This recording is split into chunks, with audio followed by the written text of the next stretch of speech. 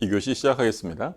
자, 그래서 이제 법률행위 총칙이 나오는데 앞에 법률 관계 이런 거는 뭐 그냥 교양이고요. 심심할 때 한번 읽어보시고 시험하고는 상관없다고 생각하시면 돼요.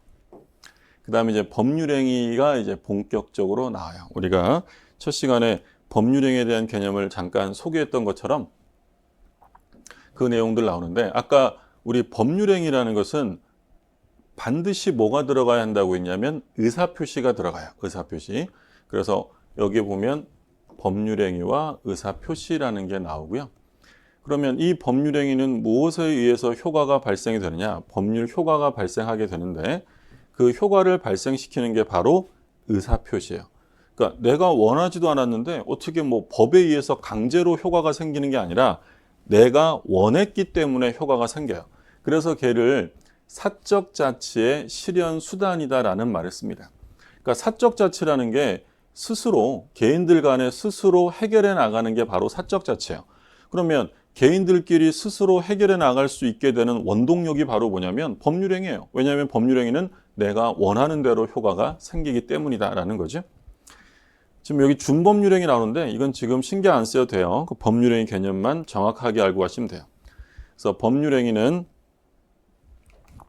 나온 것처럼 의사표시를 필수 요소로 하는 법률 요건이에요. 의사표시가 없는 법률행위란 존재할 수 없어요. 그래서 법률행위는 무조건 의사표시가 들어가고 그 의사표시에 따라 효과가 발생이 된다라고 생각하시면 되겠고요. 근데 조심하실 점은 뭐냐면 법률행위는 의사표시가 필수적으로 들어간다라는 것이지 법률행위와 의사표시가 똑같은 개념은 아니에요. 그러니까 이건 필수 요소인 거지 법률행위와 의사표시가 이퀄 관계가 성립되는 건 아니다라는 거예요.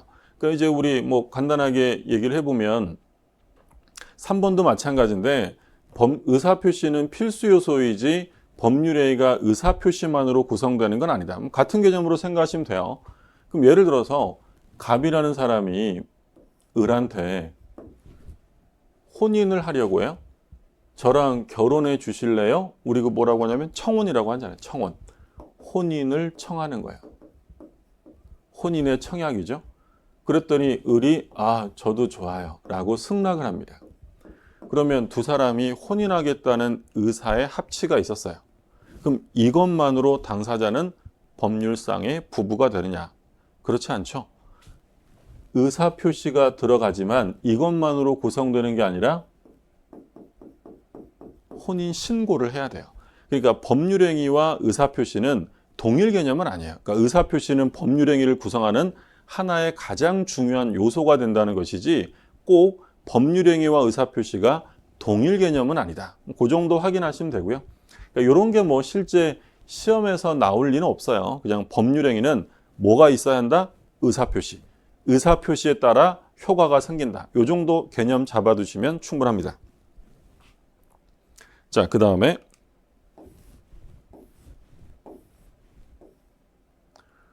법률행위의 종류를 볼게요. 그럼 우리가 이제 법률행위는 의사표시를 필수 요소라는 법률행위다라고 했는데 그 법률행위에는 뭐가 있냐면 단독행위, 계약, 합동행위 이렇게 세 가지인데 합동행위는 지금 전혀 안 보셔도 돼요. 합동행위에 대해서는 이제 학설상의 논란이 있고 일단 중요한 건 얘네 둘이에요. 단독행위와 계약. 그러면 먼저 우리가 계약이라는 걸 봤잖아요. 그럼 계약이라는 건 지금 이름이 전형계약해서 유명계약, 비전형계약, 무명계약 이런 말 써 있는데 그러니까 이건 이제 무슨 얘기냐면 우리 민법이 15가지 계약을 규정하고 있어요. 그럼 15가지 계약이 법률에 정해져 있겠죠. 그걸 전형적인 계약이다라고 해요. 그래서 전형계약이라고 하고 그럼 민법에 규정되어 있으니까 전부 다 뭐가 있을까요? 이름이 있겠죠. 있을 유자, 이름 명자. 이름이 있다 유명계약이에요. 그래서 우리 민법이 이름 붙인 계약이 증여, 매매, 교환, 임대차 이렇게 해서 총 15가지가 민법이 정하고 있는 계약이에요. 근데 계약은 혼자 하는 게 아니라 합의하에 하는 거죠. 아까 우리 청약이 있으면 승낙이 있어야 계약이 성립이 되잖아요. 그럼 이 계약이 성립하기 위해서 당사자 합의가 있으면 되니까 민법이 정하고 있는 계약 이외에 새로운 계약을 당사자가 만들어낼 수도 있어요. 그러니까 이게 얼마 전까지만 해도요, 여행 계약이라는 것은 우리 민법에 규정이 없었어요. 근데 실제로 여행 계약을 하는 경우가 점점 많아지면서 분쟁이 생기는 것들이 많아지는 거예요. 그래서 우리 민법에서 여행 계약을 민법 조문에 집어넣은 거예요. 그럼 민법 조문에 집어넣기 전까지는 여행 계약은 유명 계약이 아니었죠. 이름이 없었으니까. 그때 걔를 뭐라고요? 무명 계약, 이름 없는 계약이 되는 거고, 민법이 규정하지 않았기 때문에 비전형 계약이에요. 그러니까 지금 예를 들어서 리스 계약 많이 하잖아요. 그럼 리스 계약은 민법에 규정되어 있지 않아요. 근데 당사자가 합의로 하나요? 얼마든지 합의만 있으면 할 수 있으니까 그런 것들이 무명 계약, 비전형 계약 이렇게 부르는 거고요. 자, 그럼 이제 계약이라는 건 뭐 우리가 본 것처럼 합의하에 이루어지는 계약 이걸 말하고, 이 중에 우리 시험 범위는 3개, 매매, 교환, 임대차 요 3가지가 우리 시험 범위에 들어가요. 물론 이제 시험 범위에 들어가지 않는 계약들도 나중에 이제 개념 정도는 나중에 확인할 거예요. 근데 일단 집중적으로 공부할 건 3가지고, 자, 그다음 이제 단독행위를 볼게요. 그럼 계약과 단독행위의 차이점 뭐냐면, 계약은 합의하에 하는 거예요. 근데 단독행위는 말 그대로 단독으로 하는 거네요. 그럼 이건 상대방의 승낙 같은 게 필요가 없어요.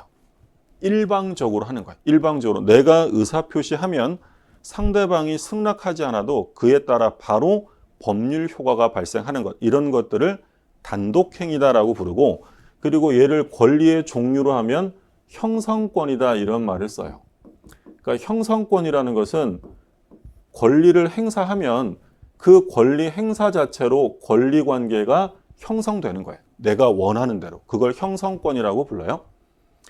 그러면 단독행위는 다시 상대방이 없는 단독행위와 상대방이 있는 단독행위가 있는데, 상대방 있는 단독행위는 상대방에게 도달, 그 의사표시가 도달되면 효력이 생겨요. 그걸 상대방 있는 단독행위라 하고, 상대방 없는 단독행위라는 것은 도달의 문제가 생기지 않아요. 유언 같은 거 생각해 보세요. 유언이라는 것은 갑이라는 사람이 유언서를 쓸 거 아니에요?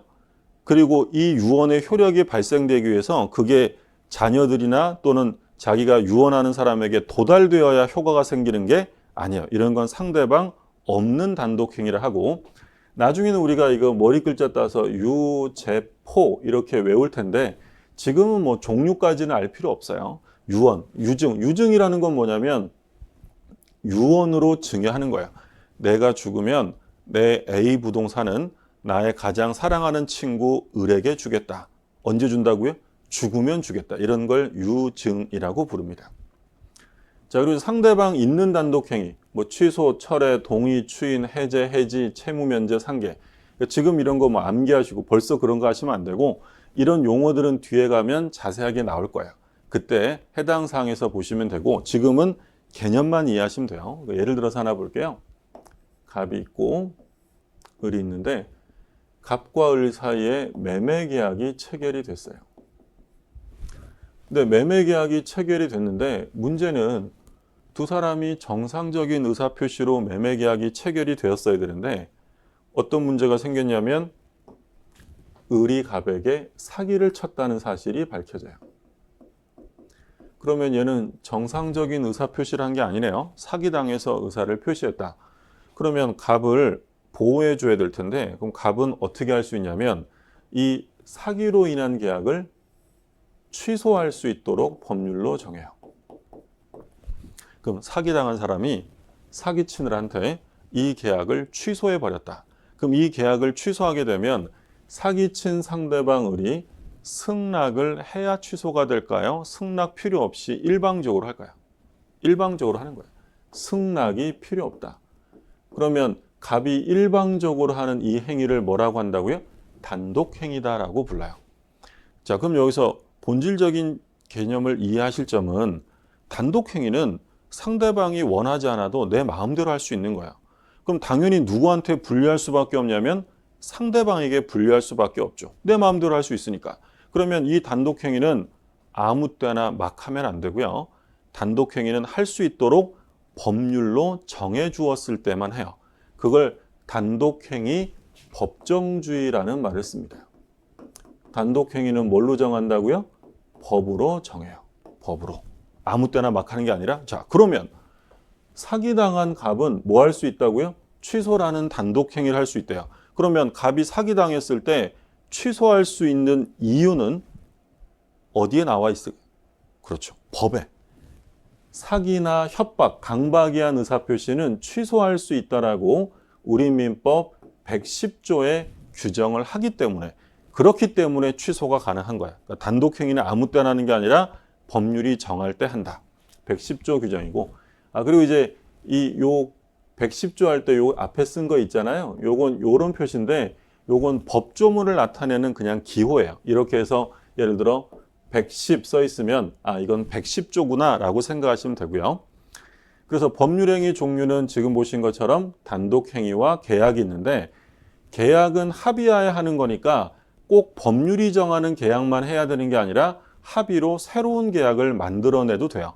근데 단독행위라는 것은 일방적으로 하는 거니까 하고 싶다고 아무 때나 막 취소하는 게 아니라 법률이 정할 때만 단독행위란다. 이렇게 개념 잡아두고 넘어가시면 되고요. 그래서 그 내용들이 뭐 다시 한번 설명이 돼 있어요. 한번 읽어두시면 되겠고, 합동행위는 지금 전혀 보실 필요 없고요. 자, 그 다음에 나오는 게 이제 법률행위의 성립요건과 효력요건이 나와요. 법률행위가 성립하기 위해서는 어떤 요건을 갖춰야 되느냐? 세 가지를 갖춰야 돼요. 당사자, 목적, 의사표시. 당사자가 존재해야 되고, 그 법률행위를 하는 목적이 있어야 되며, 당사자가 의사를 표시해야 돼요. 자, 이렇게 되면 법률행위가 어떻게 된다고요? 성립되어져요. 성립. 그런데 조심하실 점은, 법률행위가 성립되었다고 해서 무조건 유효한 건 아니에요. 그러면 성립되면 뭘 갖춰야 되냐면 성립 요건을 갖춰야죠. 여기 나와 있는 것처럼. 그러면 성립 요건을 갖춰서 유효가 되려면 다시 뭘 갖춰야 되냐면 유효 요건을 갖춰야 돼요. 이걸 다른 말로 이제 효력 요건, 여기 유효 요건 있죠? 얘를 효력 요건 또는 효력 발생 요건 다 같은 말로 쓰이고 있습니다. 자, 그럼 일단 개념 잡고 넘어가실 점 첫 번째 또 뭐가 있냐면, 말씀드린 것처럼 성립 요건을 갖추면 성립이 됩니다. 그런데 조심하실 점은 성립 요건을 갖추지 못했을 때 이거는 불성립이 되는 거예요. 불성립. 다른 말로 하면 부존재. 이렇게 표현해요. 그러니까 이걸 왜 썼냐면, 성립 요건 못 갖추면 불성립이라는 거 너무 당연한데, 이거 왜 썼냐면, 만약에 성립 요건을 갖추지 못했을 때 그 법률행위를 무효라고 하면 안 된다는 거야. 그러니까 무효다 또는 취소한다라는 것은 이 효력 요건에서 논의를 하는 거고요. 성립 요건과 효력 요건은 구별이 돼야 돼요. 그러니까 우리가 아까 사기당했으면 취소할 수 있다고 그랬죠. 그럼 사기당했을 때 취소한다는 건 그 계약이 성립을 한 거예요, 안 한 거예요? 했어야 돼요. 성립을 안 하면 무효 취소라는 말을 쓸 수 없고 뭐라고 불러요? 불성립, 부존재. 뭐가 있어야지 무효가 되고 취소가 될 거 아니에요? 아예 성립 요건을 못 갖추면 불성립이다. 이 얘기고. 자, 그럼 이제 효력 요건을 좀 보시면, 첫 번째로 당사자가 능력을 가지고 있어야 돼요. 능력. 이때 능력은 권리 능력, 의사 능력, 행위 능력. 이 세 가지 능력을 말해요. 권리 능력, 의사 능력, 행위 능력을 말해요. 그러니까 권리 능력은 뭘 말하냐면 사람이라면 누구에게나 주어지는 능력이라고 생각하시면 돼요. 그러면 우리 같은 자연인은 출생과 동시에 바로 권리 능력을 갖게 되고요.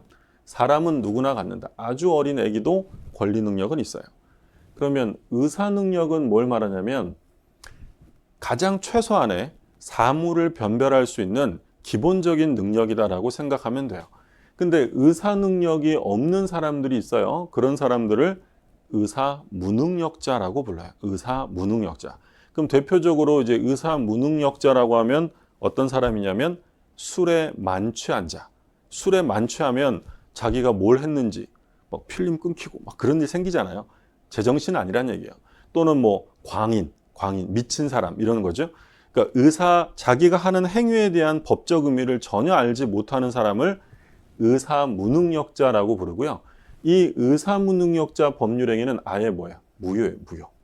무효로 정하고, 그 다음에 이제 행위 능력이라는 것은 행위에 대한 책임질 만한 능력이 있느냐라는 건데, 행위 능력이 갖춰지지 않은 사람을 뭐라고 하냐면 제한 능력자라고 불러요. 제한 능력자. 자, 제한 능력자는 세 부류가 있습니다. 미성년자, 피한정 후견인, 피성년 후견인인데, 미성년자는 뭐 잘 아시죠? 19세 미만의 자를 우리가 미성년자라고 하고, 그러니까 이런 미성년자들은 아직 경험이 많지 않기 때문에 정상적인 법률 행위를 할 수 있는 사람이 아니다라고 해서 제한 능력자라는 말을 쓰고요. 그 다음에 피한정 후견인, 피성년 후견인인데, 그러니까 이 피한정 후견인은 예전에는 뭐라고 불렀던 거냐면 한정치산자라고 불렀어요. 한정치산자. 그리고 피성년 후견인은 예전에는 금치산자라는 말을 썼어요. 용어를 개정을 했는데, 그럼 이 치산이라는 말이 뭐냐? 이 치산이라는 건 다룬다. 재산 다루는 것이 치산인데, 한정치산자는 재산 다루는 걸 한정시킨 사람이고요. 그러니까 상태가 조금 안 좋은 거죠. 어떤 일정한 사정 때문에. 금치산자는 재산 다루는 걸 어떻게 했대? 금지시켰대요. 자, 그러면 한정시킨 거랑 금지시킨 거랑 둘 중에 지금 누가 더 상태가 중한 상태냐면 당연히 금치산자죠. 그 사람을 이제 피성년 후견인이다라고 불러요. 그리고 요 정도 사람을 피한정 후견이다. 그러면 이런 제한 능력자, 피한정 후견인이나 피성년 후견인이 되려면 뭐 자기가 원한다고 되는 것도 아니고 친구들이 그렇게 불러준다고 되는 것도 아니고 일정한 청구권자가 법원에 청구하는 거야.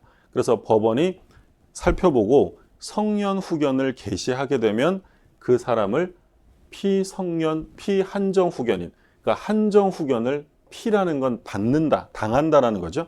한정 후견을 받는 사람이라고 부르는 거고요.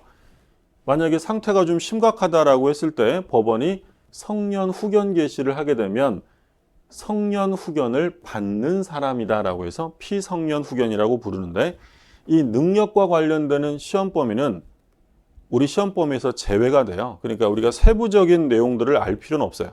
세부적인 내용을 알 필요 없고 그냥 제한 능력자라고 하면 미성년자, 피한정 후견인, 피성년 후견인이 있다.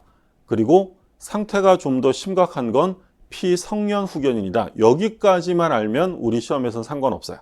구체적인 내용이 뒤에 뭐 보충 자료로 나오긴 합니다만 뭐 안 읽어보셔도 상관없고요. 그 정도 개념 이해하시면 되고, 그럼 여기서 무효와 취소에 대한 개념이 잠깐 나와요. 자, 그럼 여기서 이제 무효 취소를 보면 무효라는 것은요. 일단 법률행위가 성립이 됐어요. 무효의 개념 잠깐 보면 무효라는 것은 취소와 비교 개념으로 법률행위가 성립은 됐는데 아예 처음부터 효력이 없는 것을 무효라고 불러요. 무효. 근데 취소라는 것은 똑같아요. 성립되지 않았으면 무효 취소란 말 쓸 수 없으니까 역시 성립이 됐어요. 근데 예를 들어 아까 얘기한 것처럼 제가 사기를 당해서 매매 계약을 했는데 현재 취소를 안 하고 있다면 현재는 무효 상태가 아니라 유효 상태예요. 근데 확실하게 유효가 된 건 아니죠. 취소하면 없어질 테니까. 그래서 소위 세모, 불확정정 유효예요. 불안하게 유효 상태인데 만약에 취소권자가 법률행위를 취소합니다. 그럼 취소하게 되면 효력을 상실하게 돼요. 근데 언제부터 효력을 상실하냐면 처음부터 효력이 상실되어진다. 그러면 취소를 하고 나면 결국 뭐랑 같아지냐면 결국 무효랑 같아져요. 자, 근데 이 취소를 하면 언제부터라고 했냐면 처음부터라는 말을 썼어요. 그걸 이제 우리가 뭐라고 부르냐면 앞으로 소급표가 있다라는 말을 써요. 소급한다. 그러니까 소급한다는 것은 요 소자는 거스른다. 시간을 거스른다 할 때 소자예요. 한자로 쓰면 이렇게 소자가 되고 급자는 이 미칠 급자예요. 미칠 급자. 그래서 시간을 거슬러 올라가서 처음부터 미친다. 이게 소급이고 이 소급의 반대말은 장래효라고 생각하시면 돼요. 장래. 그러니까 거슬러 올라가는 게 아니라 이건 장래를 향해서만 효력이 있다라는 거죠. 반대되는 개념이고 그래서 우리가 소급표가 있다라는 것은 그러면 처음부터 그 계약이 성립됐을 때부터 미치는 거구나 이렇게 정리를 해두시면 돼요. 그래서 여기 나오는 거 보면 취소하면 소급하여 처음부터 무효가 된다 이런 표현을 쓰는 거예요. 그러니까 소급이라는 용어 확인해 두시고요. 자, 그래서 법률행위가 유효하려면 능력이 있어야 되는데 이때 능력은 권리 능력은 뭐 너무 당연한 거니까 사람이어야 되고 의사 능력이 있어야 되고 행위 능력이 있어야 돼요. 의사 능력이 없으면 어떻게 된다고요? 무효. 무효. 제정신이 아니니까 완전히 아니니까 무효고 행위 능력이 제한되어 있는 사람들이 있어요. 미성년자, 피안정 후견인, 피성년 후견인. 이건 무효가 아니라 취소 사유로 돼요.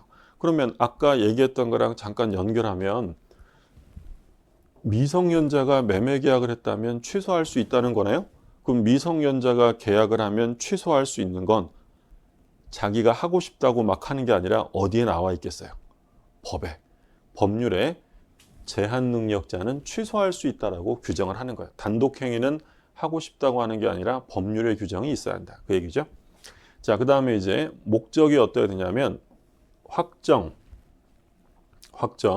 가능, 적법, 사회적 타당성을 갖추고 있어야 돼요. 이걸 우리가 그냥 머리 글자 따서 확과 적사를 갖춰야 한다. 법률행위 목적을 확정할 수 있어야 되고요.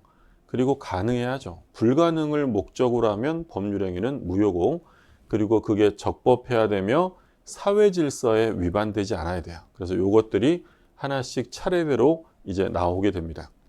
그리고 세 번째는 의사 표시했을 때 의사와 표시가 일치해야 돼요.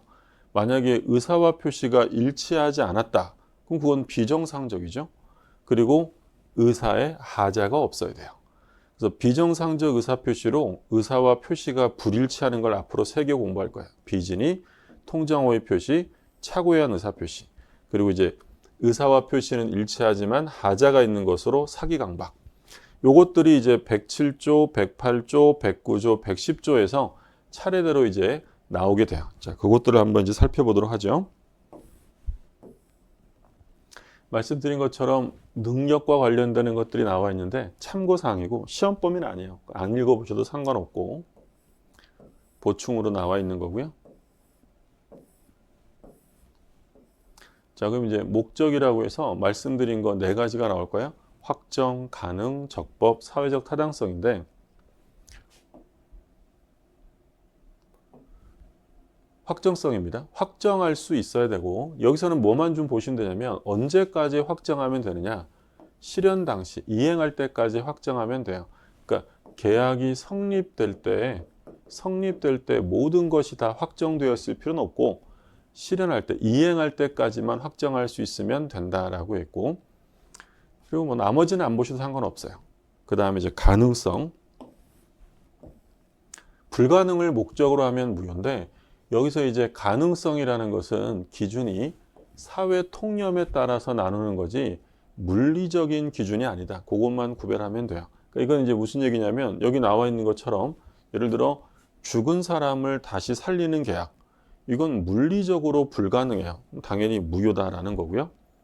근데 이게 물리적이나 또는 과학적으로 반드시 불가능이라 단정할 수는 없지만 우리 일반인들이 그건 불가능한데 라고 생각했다면 그게 사회 통념이에요. 그럼 일반인들의 생각에 의해서 불가능하다라고 본다면 그건 불능으로 본다. 그러니까 물리적인 기준이 아니라는 점을 주의하시고 예를 들어서 한강에 빠뜨린 반지를 찾는 계약을 한다. 그러면 한강대교에서 놀다가 반지를 하나 빠뜨렸어요. 그럼 그걸 찾는 것이 반드시 물리적으로 과학적으로 불가능하다라고 단정할 수는 없어요. 근데 일반인들은 한강 다리에서 반지 빠뜨리면 잃어버렸다, 못 찾는다라고 생각하죠. 그러면 그건 가능이 아니라 불가능으로 본다. 사회 통념으로 따라 나누고요. 자, 그 다음에 이제 적법성입니다. 적법성. 이건 이제 좀 구체적으로 내용을 보시면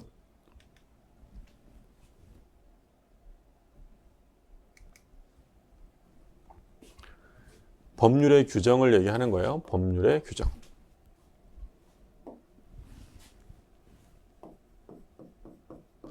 법률 규정, 법규인데 이 법규는 크게 강행 규정이 있고요.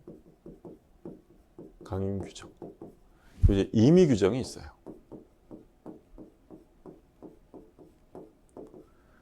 강행 규정은 말 그대로 강제하는 거야. 강제한다는 거니까 지켜야 되는 거죠. 임의 규정은 법률 규정을 두긴 했지만 임의적이다. 그러니까 일정한 그냥 기준을 세우는 거고 강제하는 건 아니에요.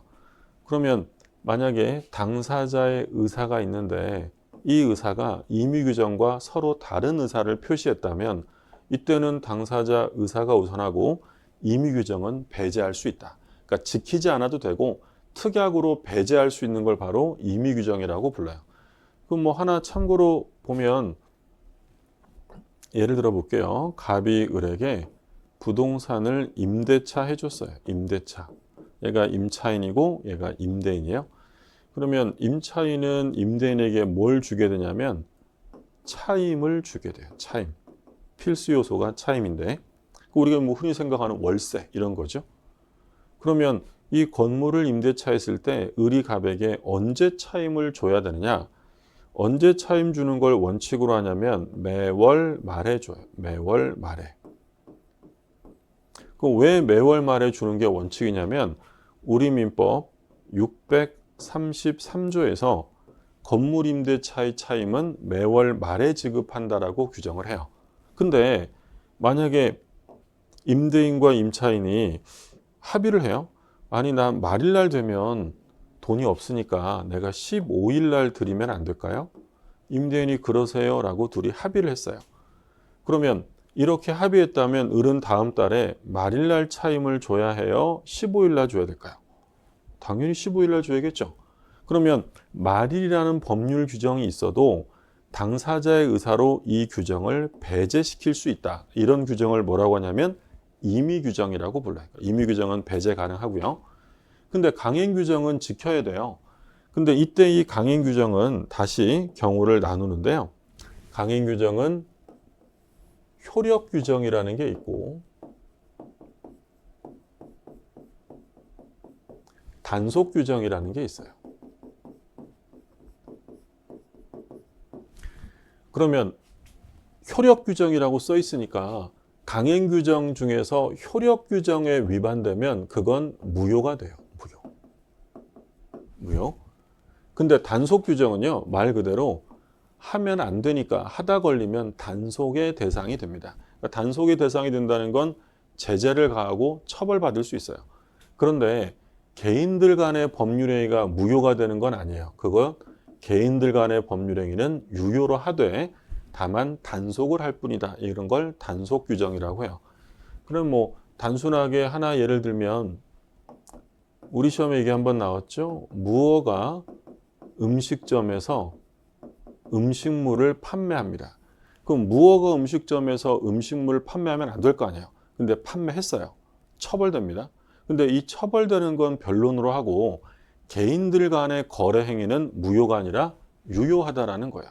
그러니까 예를 들어서 제가 음식점에 가서 밥을 맛나게 먹고 계산하려고 봤더니 무어가 음식점이에요. 그럼 무어가 음식점이면 밥값 안 내도 될까요? 내야 될까요?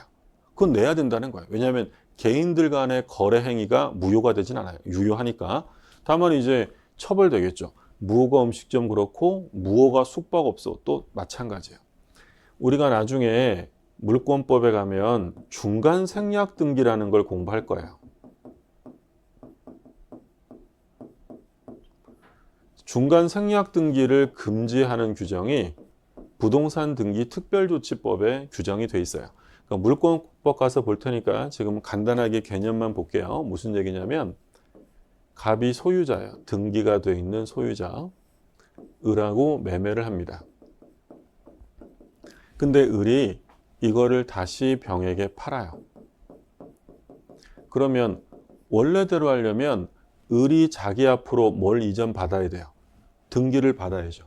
등기 받아서 병한테 팔고 등기를 넘겨줘야 되는데 을이 자기 앞으로 등기하지 않은 상태에서 파는 경우가 있어요. 그걸 우리가 미등기 전매라는 말을 써요.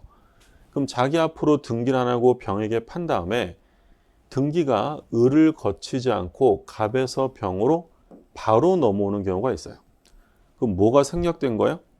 말 그대로 중간이 생략된 거예요. 중간이. 그래서 얘를 중간 생략 등기라고 해요. 그러면 이 중간 생략 등기는 법으로 금지합니다. 하지 말라는 거죠. 근데 사람들이 가끔 해요. 왜 할까요? 세금 안 내려고. 조세포탈을 목적으로 중간 생략 등기를 해요. 그러면 하다 걸리면 당연히 처벌되고 제재를 받을 거야. 그런데 이 중간 생략의 합의가 있을 때 두 사람 사이에 매매 계약했고 을과 병도 매매 계약을 했잖아요.